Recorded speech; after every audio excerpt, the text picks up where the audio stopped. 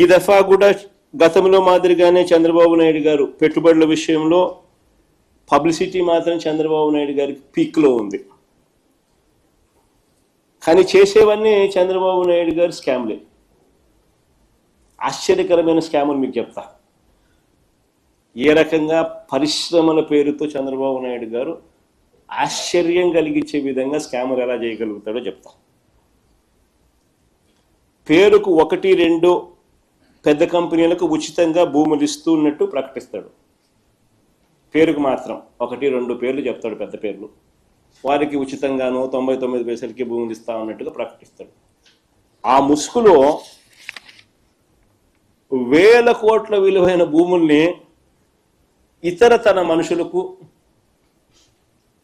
తన బినామీలకు కారు చౌకగా ఇటువైపు నుంచి ఇస్తాడు. పబ్లిసిటీ ఏమో వాళ్ళ పెద్ద కంపెనీల పేర్లు 1-2 పేర్లు అవి మాత్రం చెప్తాడు. రూట్ చూస్తే ఈ పక్క ఎల్లయ్యలకు, పుల్లయ్యలకు, సున్నయ్యలకు, ఈ పక్క తన బినామీలకు కారు చౌకగా స్కాములు చేస్తూ డబ్బులు ఇచ్చుకునే కార్యక్రమాలు.